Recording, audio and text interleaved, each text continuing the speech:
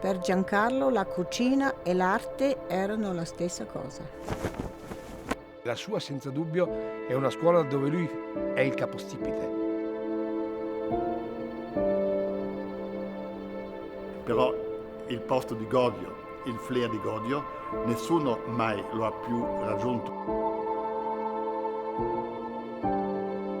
Ha messo insieme due culture, ha messo insieme quella cultura nostra altoatesina tedesca e quella italiana.